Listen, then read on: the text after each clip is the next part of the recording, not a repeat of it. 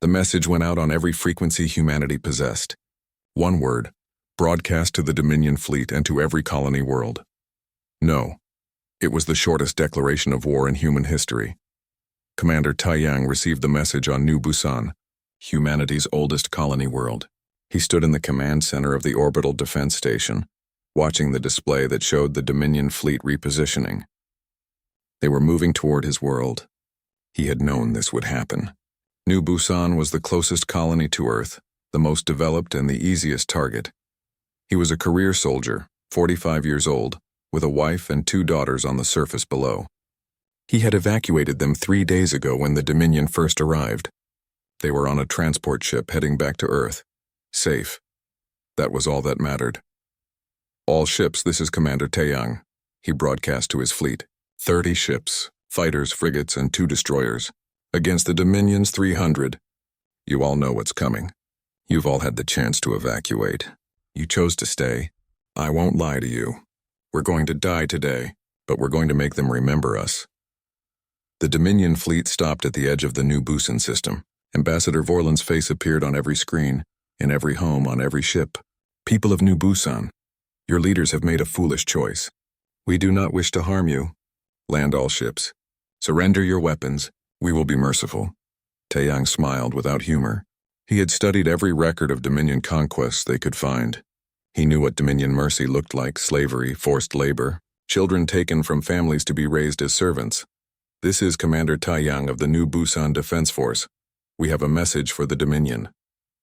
He paused, looking at his bridge crew. Young faces, scared faces, but determined.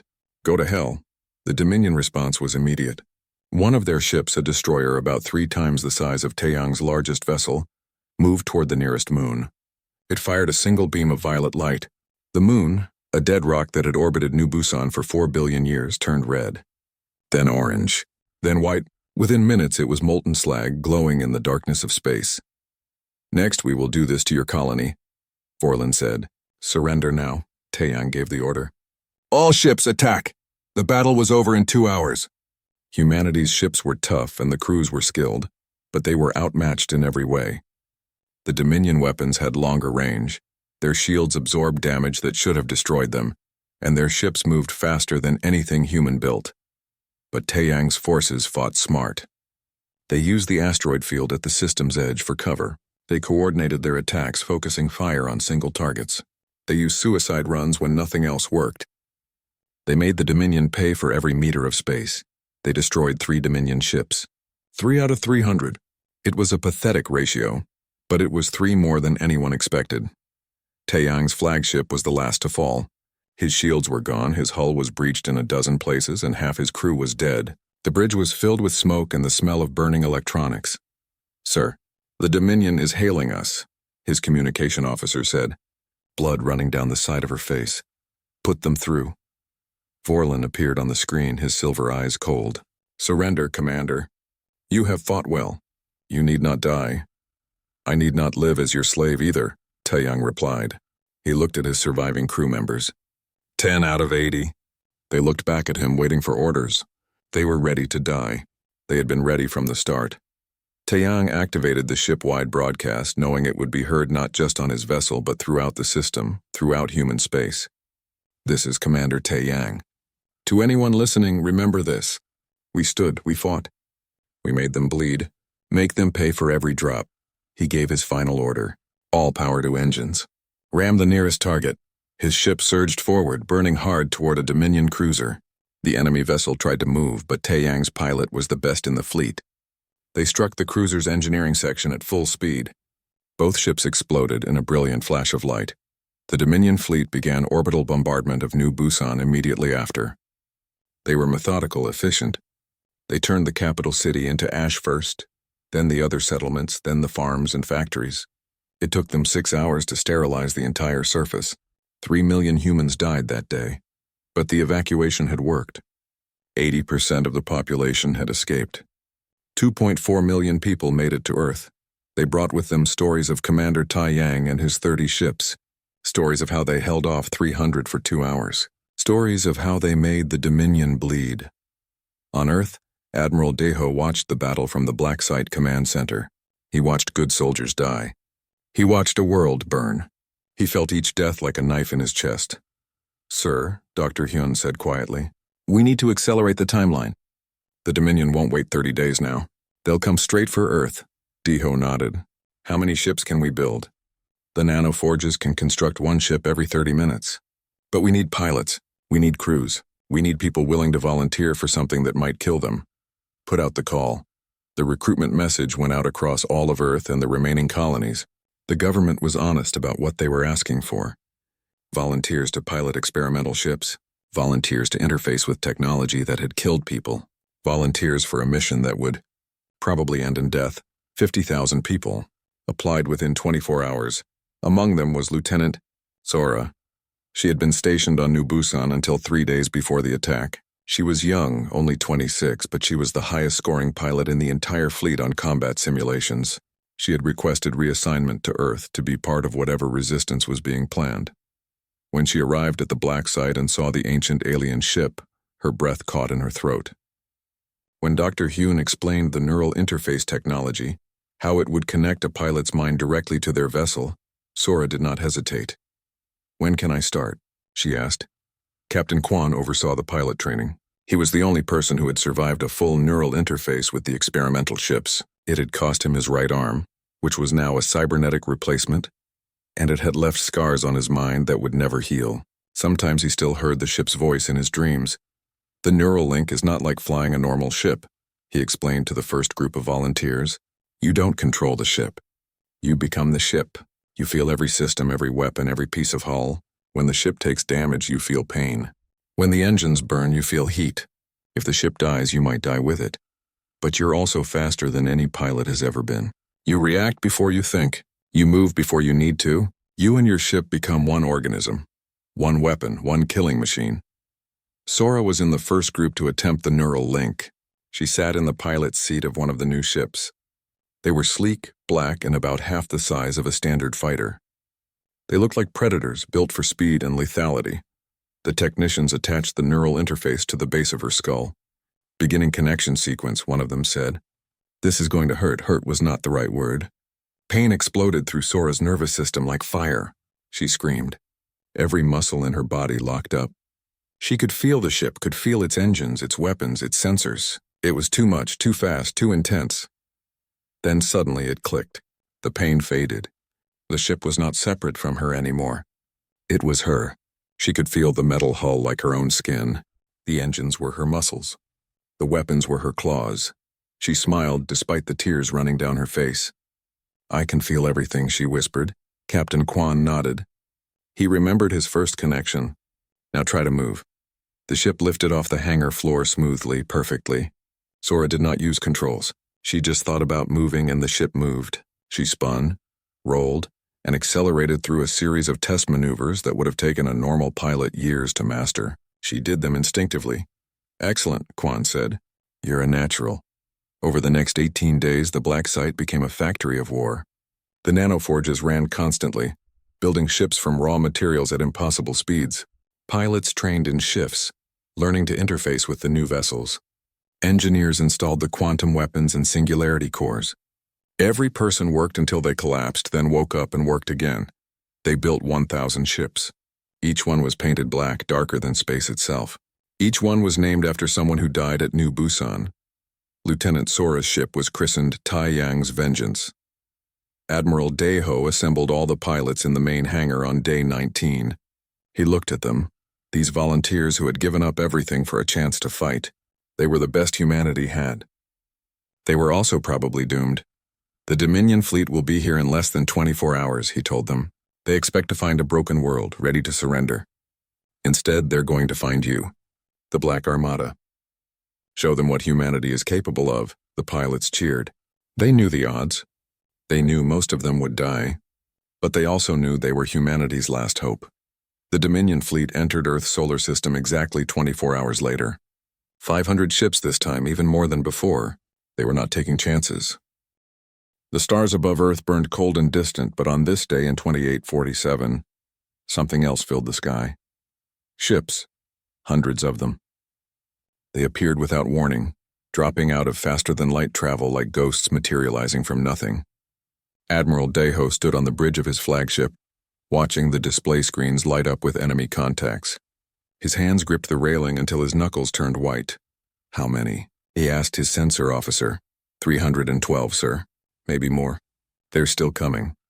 Deho had served in Earth's defense forces for 30 years. He fought in the colony wars when humans battled each other for resources on distant worlds. He thought he had seen everything.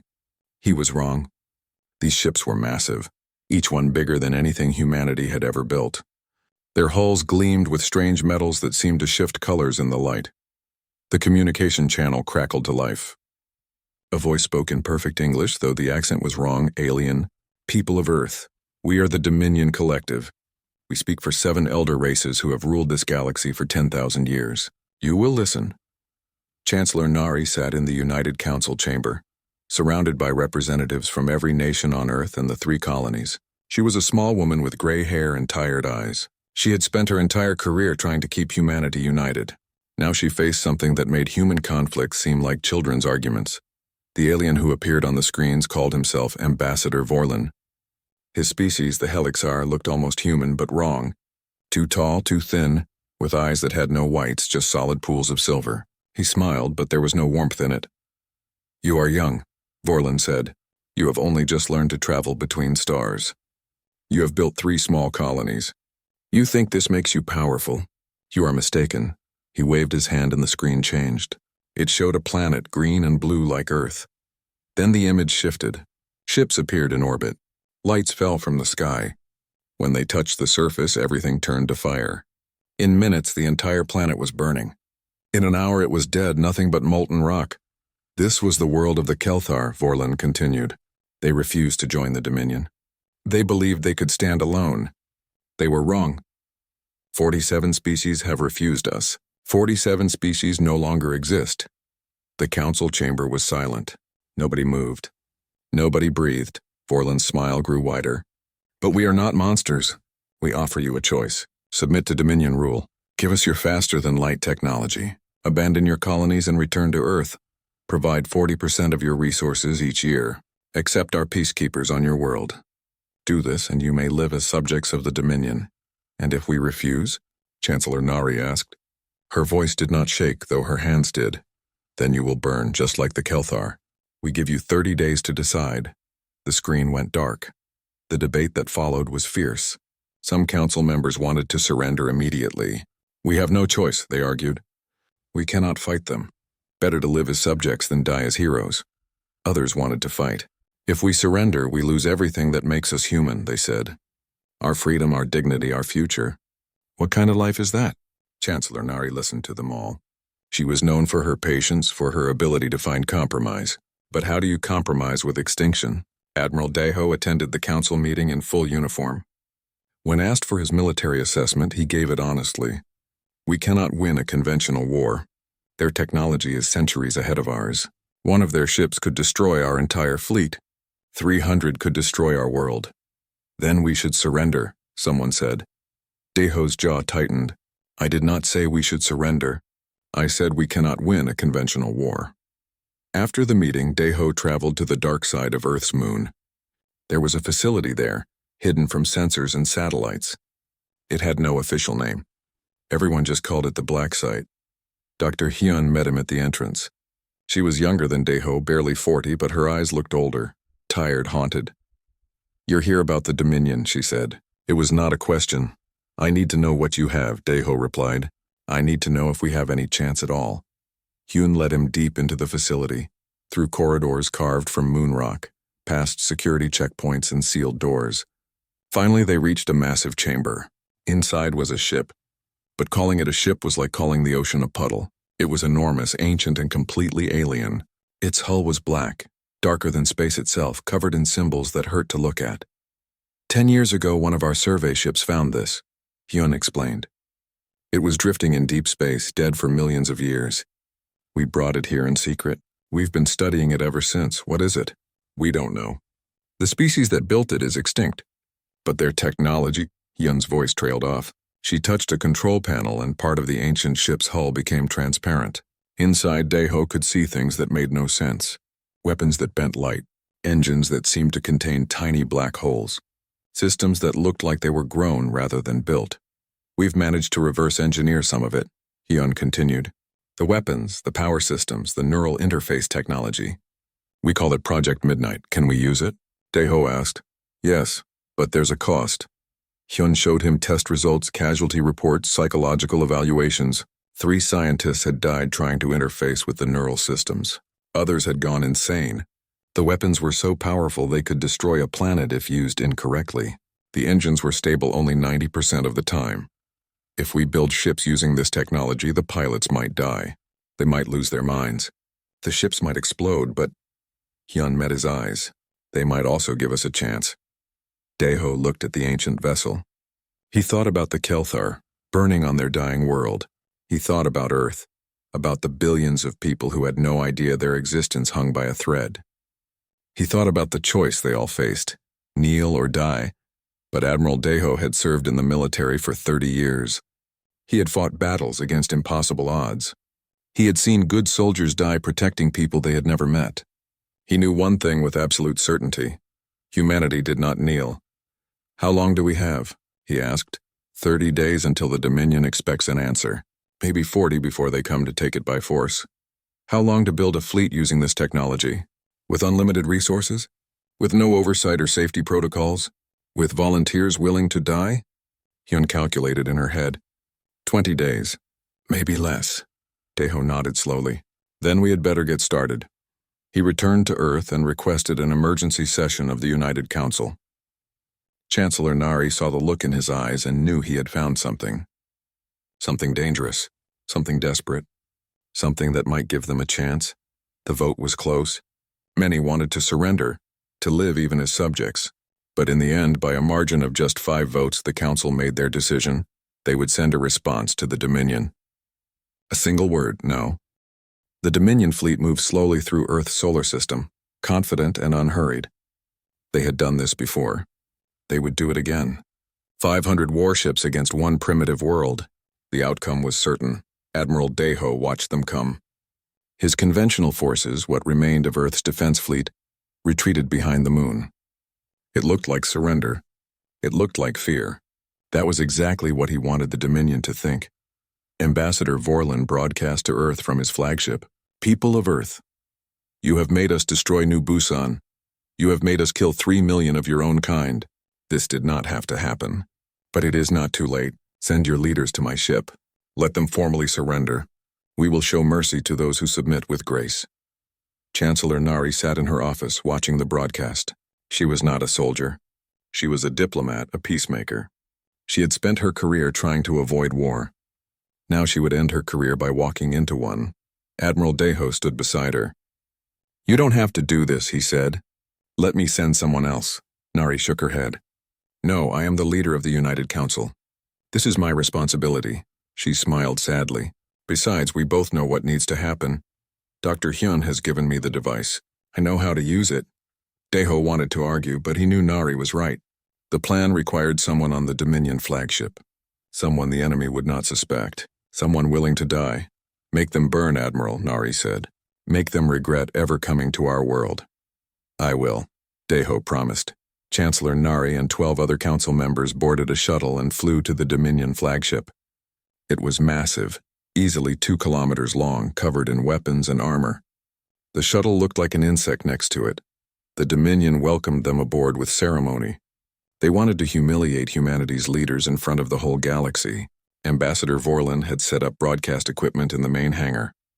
Every species in the Dominion would watch Earth's leaders kneel. Welcome, Vorlin said, his silver eyes gleaming. I am glad you have chosen wisdom over pride. Nari looked at him calmly. We have chosen what needed to be chosen. On the dark side of Earth's moon, Admiral Daeho gave the order. Black Armada launch. 1,000 ships lifted from hidden hangars. They were black as space itself, nearly invisible against the void. Their engines burned cold, producing almost no heat signature. The Dominion sensors struggled to detect them. Lieutenant Sora sat in the cockpit of Taeyang's Vengeance, feeling the neural interface connect. The pain was there, sharp and bright, but she had learned to push through it. The ship became her body. The void became her ocean. All ships engage neural link, Captain Kwan commanded from his own vessel. Across the Black Armada, 1,000 pilots connected with their ships. The screams were brief.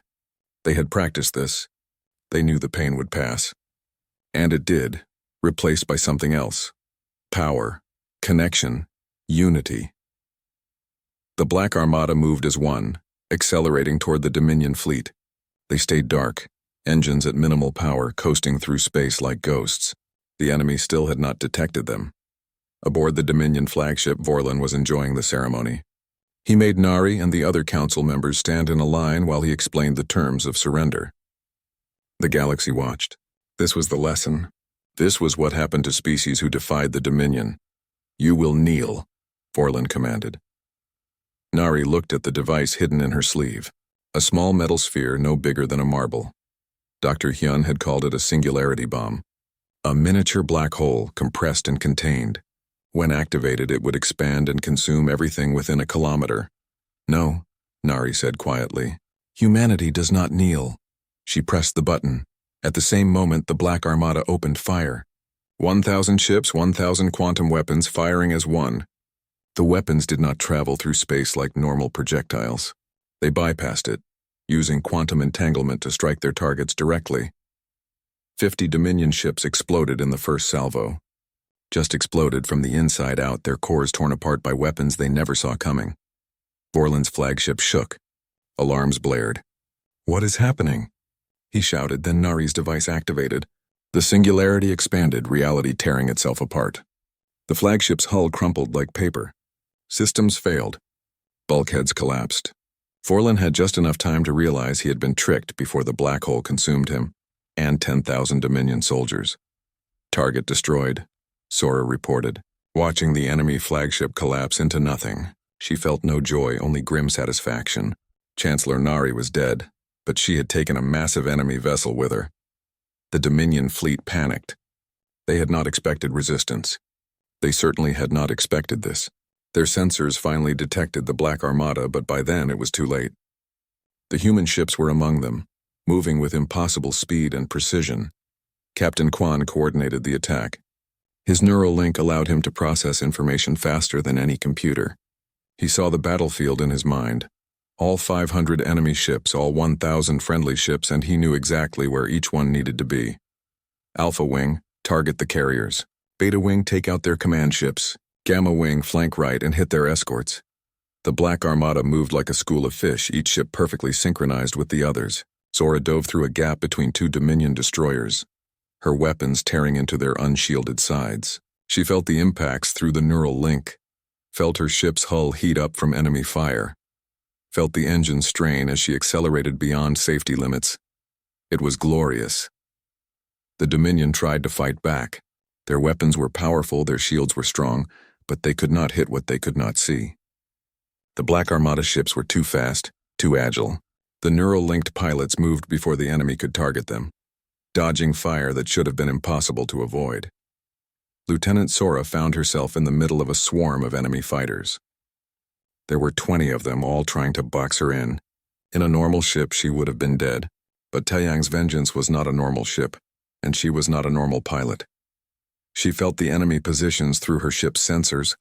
She felt their weapons charging, felt their engines burning, felt their pilots' intentions before they even knew what they would do. She moved, not thinking, just reacting. She spun, rolled, dove, climbed. Her weapons fired in bursts, each shot perfectly aimed. In 30 seconds, all 20 enemy fighters were debris. "Good kill, Lieutenant," Kwan transmitted. But the battle was not easy. The Dominion had numbers and power. Black Armada ships started dying. Sora watched as a ship near her took a direct hit from a Dominion cruiser's main gun. The pilot's scream echoed through the neural network before cutting off abruptly. Ship and pilot both gone, more ships fell. The neural network began to feel hollow as connections disappeared. Dead pilots, destroyed vessels. "They're trying to retreat," someone reported.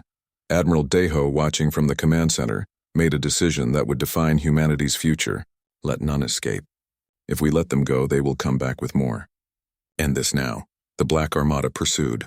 The quantum weapons tore through fleeing ships.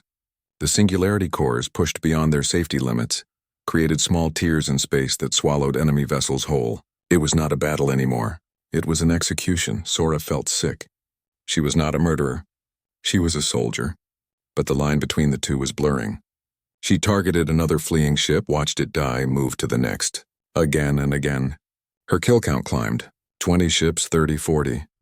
The Dominion commander, a Helixar admiral named Grexus, made a last stand near Jupiter. He gathered the surviving ships, maybe 80 of them, and formed a defensive sphere.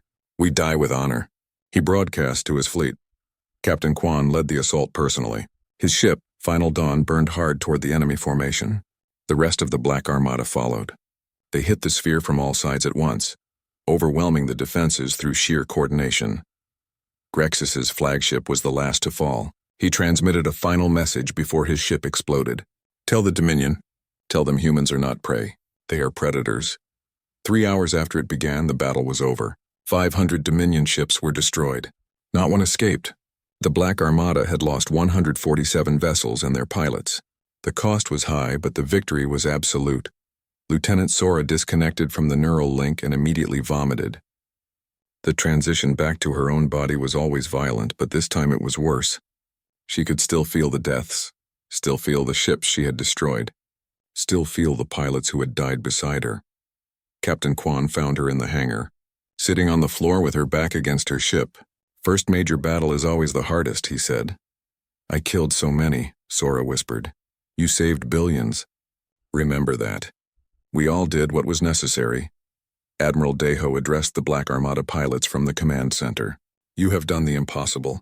You have defeated a force 5 times your size, but more importantly, you have sent a message to the entire galaxy." He activated the Dominion's own communication network. Every species in the Dominion would hear this. "I am Admiral Deho of Earth. The Dominion came to our world and demanded we kneel. We refused. They destroyed one of our colonies. We made them pay. They brought 500 ships to finish us. We destroyed them all. Let this be known throughout the galaxy. Humanity will not kneel. Any who test us will burn." The message went out across the stars, see. The news spread across the galaxy like wildfire. The Dominion fleet was destroyed. Every single ship. 500 vessels gone. The elder races had ruled the galaxy for 10,000 years, and in 3 hours, a species barely capable of space travel had humiliated them. On the Dominion homeworld, in a massive chamber that held representatives of all 7 elder species, an emergency council convened. Matriarch Selen of the Krill stood before the assembly. She was ancient, over 800 years old, and had witnessed the rise and fall of countless civilizations. "This was a mistake from the beginning," she said, her voice carrying the weight of centuries. "We underestimated them. We treated them as primitives. We learned nothing from the 47 species we exterminated. And now we have paid the price." War Chief Brax of the Helixar slammed his fist on the table. He was young for his species, only 200 years old, and he burned with rage. "You speak of mistakes? The only mistake was sending too few ships. We should have sent 5,000. We should have burned their world from orbit before they could resist." "And that is why you are a fool," Selen replied calmly. "Violence is not always the answer, Brax. Sometimes it creates enemies that cannot be defeated." "They can be defeated. They are insects. One lucky victory does not make them gods." The debate raged for hours. 3 of the 7 elder species agreed with Selen. They wanted to open negotiations with humanity, to offer peace, to avoid further conflict. 2 species sided with Brax, demanding total war. The remaining 2 were undecided. Brax made his decision without the council's approval. He was war chief of the Helixar military, and he commanded great resources. He began assembling a retribution fleet. 2,000 warships pulled from defensive positions across the Dominion. It was the largest battle fleet assembled in 3,000 years. He would personally lead them to Earth. He would show the humans what real power looked like. On Earth, Admiral Deho knew the victory was temporary. The Dominion would return. They had to. If they did not, every subject species in their empire would rebel. Humanity had shown that the Dominion could be beaten. Dr. Hyun brought him the casualty reports from the Black Armada. 147 dead, 208 suffering from severe neural strain, 53 showing signs of psychological breakdown. The neural link is taking a toll. "Can they fight again?" Deho asked. "Yes, but not soon. They need time to recover. We don't have time. The Dominion will send a larger fleet, maybe much larger." Hyun hesitated. "There is one option. An upgrade to the neural link system. We've been studying the connections between pilots during combat. They're not just linked to their ships. They're linked to each other. Weakly, but it's there. What are you suggesting? We enhance that connection. Make it stronger. The pilots would share not just information, but thoughts, reflexes, instincts. They would become a true collective consciousness. One mind controlling 1,000 bodies. Deho felt cold. You're talking about taking away their individuality. I'm talking about giving them a chance to survive. A normal fleet, even with neural linking, cannot defeat 2,000 ships. But a true collective mind? One that thinks and moves as a single organism? That might have a chance. And the cost? We don't know. The pilots might lose themselves permanently. They might never be able to separate their consciousness again. Or it might kill them all at once if the network fails. Deho spent the night thinking. He walked through the memorial being built for those who died at New Busan. 3 million names carved into stone. He thought about Chancellor Nari, sacrificing herself on the Dominion flagship. He thought about Commander Taeyang and his 30 ships. They all gave everything. Could he ask the Black Armada to give even more? In the morning, he called a meeting of all the Black Armada pilots. He explained Dr. Hyun's proposal honestly, hiding nothing. The risks, the costs, the possibility that they might lose themselves forever.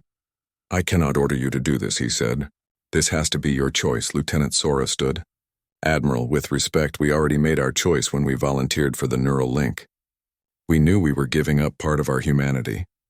This is just the next step, Captain Kwan nodded. We felt it during the battle. The connection to each other. It was weak, but it was there. It made us stronger. If we can make it permanent, make it complete, we could save Earth. Every pilot in the room agreed. They would do it. They would become something new, something beyond human if that was what it took. Dr. Hyun performed the upgrades over 3 days. The new neural interface hardware was more complex, more invasive. When the pilots connected this time, the pain was worse than ever. Sora screamed until her voice gave out. Others passed out. Some seizured, but when they woke up, they were different. Sora could feel the other pilots in her mind. Not just feel them, but be them. She knew what Captain Kwan was thinking before he spoke. She felt Engineer Jaewon's presence on the other side of the facility.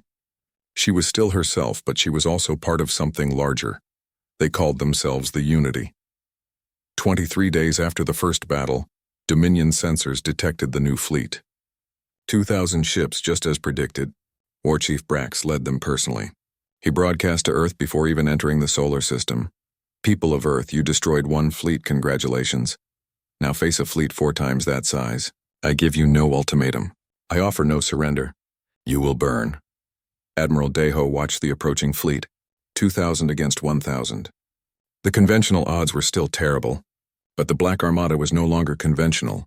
Launch the Unity, he ordered. The Black Armada rose from Earth and the Moon, moving with perfect synchronization.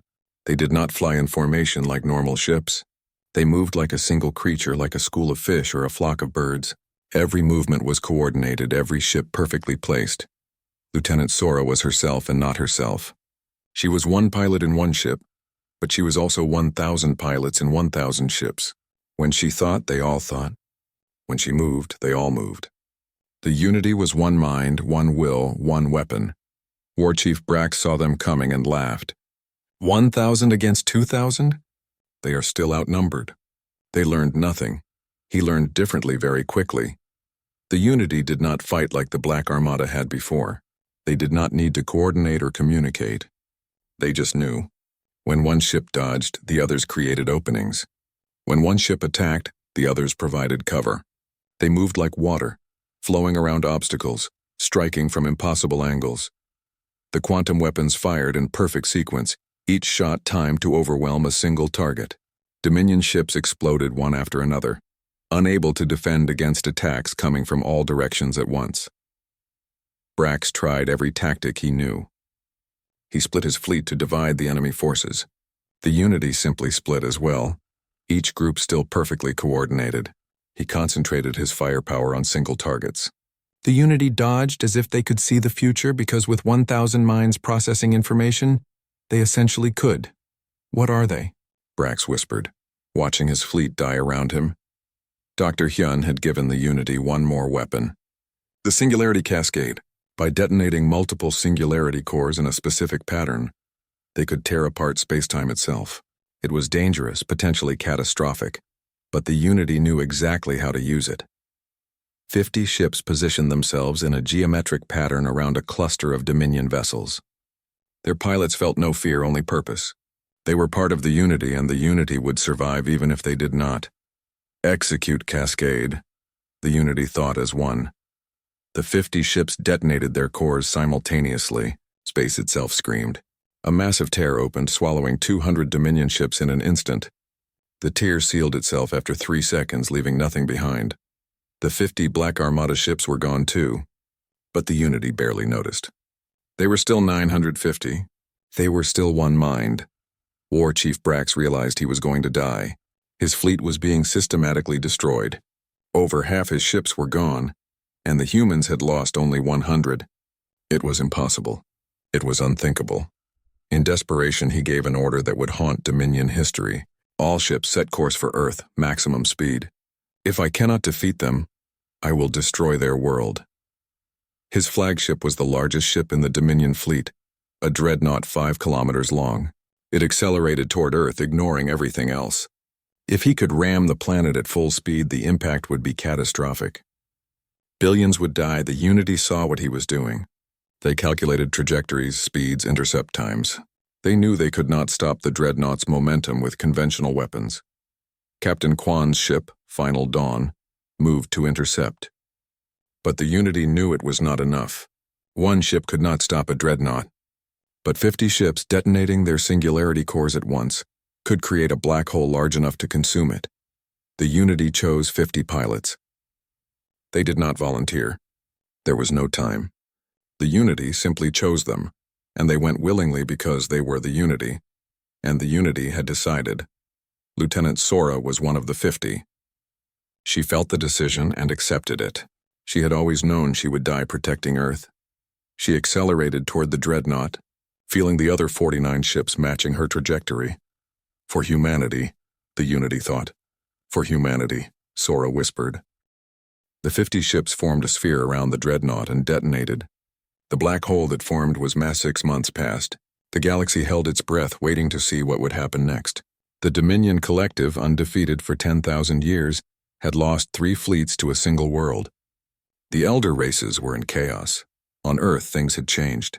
Chancellor Nari's sacrifice had left a void in leadership. The United Council voted for a replacement, choosing a former general named Doyun. He was 60 years old with gray hair and hard eyes that had seen too many battles. But he was also fair, pragmatic, and willing to listen. His first act was to visit the Black Armada pilots. They lived together now, in a facility designed specifically for them. They could not live normal lives anymore. The Unity meant they were never alone, never separate. They shared thoughts constantly, experienced each other's emotions, felt each other's pain. "How are you all doing?" Doyen asked, though the question felt inadequate. Lieutenant Sora answered for them. She had become the primary voice of the Unity, though any of them could speak. "We are adapting. It is difficult. We did not expect to lose our individuality. Is there any way to reverse it?" Doyen asked. Dr. Hyun, standing beside him, shook her head. "We have tried everything. The neural connections are too deep, too complex. To separate them would kill them all." Sora smiled sadly. "We do not regret our choice. We saved Earth. That was worth any price." The other pilots nodded in agreement. They spoke in unison sometimes, which was unsettling to observers. "We are still human. We are just more now." The political situation across the galaxy was fracturing. 3 of the 7 Dominion Elder species had withdrawn from the Alliance, declaring neutrality. They wanted no part in a war with humanity. The Krill, led by Matriarch Selin, were the first to break away. She sent a message to Earth requesting permission to visit. Chancellor Doyen debated with his advisors for hours before agreeing. The Krill were Dominion, but they had opposed the war from the beginning. Matriarch Selin arrived in a small diplomatic vessel, unarmed and alone. She was ancient by human standards, her skin wrinkled and pale, her movements slow but dignified, but her eyes were sharp, intelligent, and kind. "Chancellor Doyen," she said, bowing slightly, "thank you for seeing me." "You are the first Dominion species to come in peace," Doyen replied. "I confess I am curious why. Because I have lived 800 years, and in that time I have seen empires rise and fall. I have seen countless civilizations destroyed because they could not adapt, could not change. The Dominion made a terrible mistake with your people. She walked to the window and looked at Earth, the blue and green world hanging in space. You were young, primitive, barely able to travel between stars. We thought you were weak. We thought you would submit like all the others. We were wrong. You understand what made you strong. It was not your technology. You reverse-engineered ancient weapons, yes, but others have found such things before. What made you strong was your refusal to kneel. Your willingness to die rather than submit. Your people sacrificed a colony, sacrificed their leader, sacrificed their very humanity, all to remain free. Doyen listened carefully. What do you want from us, matriarch? I want to offer an apology on behalf of the Krill people. We were part of the Dominion that attacked you. We share that guilt. And I want to offer something more. An alliance. Not as master and subject, but as equals. She produced a data device. This contains everything the Krill know. Star charts to 1,000 worlds. Technology far in advance of what you currently possess. Medical knowledge that could extend human lifespans by centuries. We offer it freely as a gesture of goodwill. Why? Doyen asked. What do you gain from this? Selen smiled. Survival. The Dominion is dying, Chancellor. Your victories have shown every subject species that the elder races can be beaten. Rebellions are starting on 100 worlds. The old order is collapsing. The Krill want to be part of the new order, not clinging to the old one. Doyen took the data device. I will consider your offer. But understand this, matriarch. Humanity will not join the Dominion. We will not be subjects. We will not kneel. I would not ask you to, Selen replied. I am suggesting something different. A new alliance. The Terran Alliance, if you will. A coalition of free species with humanity at its core. Over the following months, other species made contact. Some came seeking alliance, others seeking protection, a few seeking trade. The galaxy was reshaping itself around humanity's defiance. The prey had become the predator, and everyone wanted to know what that meant for them. Admiral Deho, now semi-retired, advised Chancellor Doyen on military matters. We need to rebuild, he said. New Busan is lost, but we can reclaim it. We can rebuild the other colonies. We need to expand, to become stronger. Engineer J1 led the expansion efforts. He designed new ships, not just warships, but colony vessels, trade ships, exploration craft. Humanity was going to the stars, not as conquerors, but as builders. The Unity took on a new role. They were no longer just weapons. They became guardians. The Black Armada patrolled the borders of human space, protecting trade routes, deterring aggression, and showing the galaxy that humanity was serious about defending itself. Lieutenant Sora, now promoted to Admiral Sora, led them. She had accepted what she had become. She was no longer just Sora. She was part of something larger, something that transcended individual identity.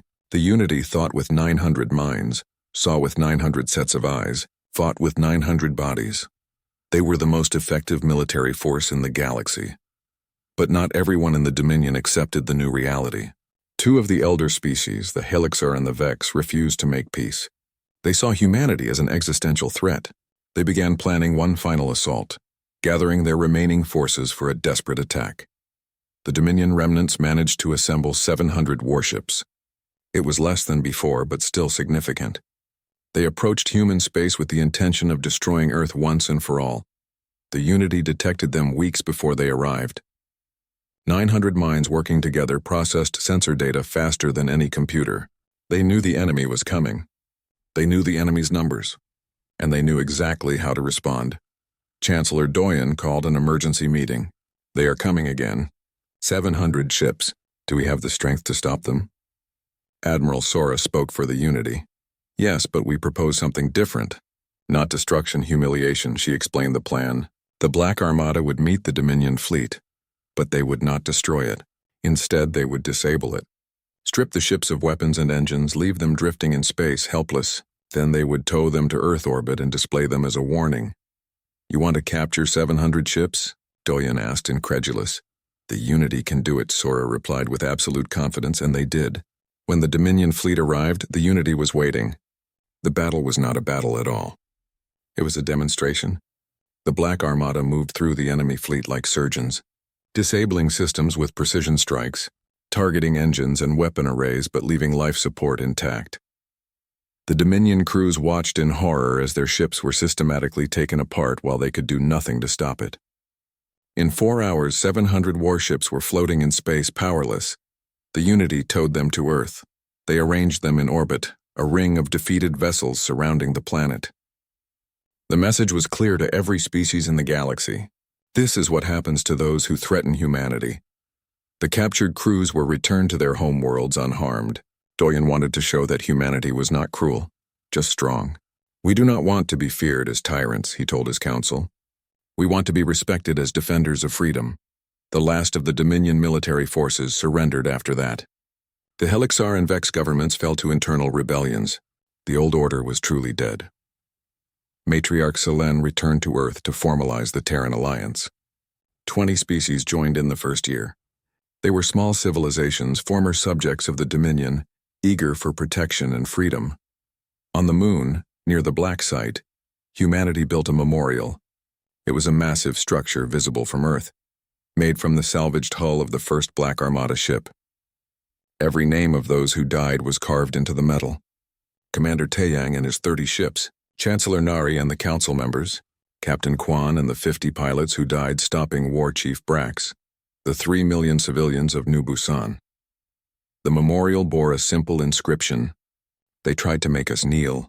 Admiral Sora visited the memorial often. She would stand there for hours, feeling the presence of the Unity around her, feeling the weight of what they had sacrificed. They were no longer fully human. They had given up their individuality, their privacy, their very sense of self. But they had saved their species. They had changed the galaxy. Dr. Hyun continued working to help the Unity live as normal a life as possible. She developed technology that allowed them to dampen the neural connection temporarily, giving each pilot a few hours of solitude each day. It was not perfect, but it helped. Do you regret it? Hyun asked Sora one day. Sora considered the question carefully. I regret what I lost. I regret that I can never be alone again. I regret that I will never have a normal life. She paused. But I do not regret my choice. None of us do. We were given the chance to save Billy.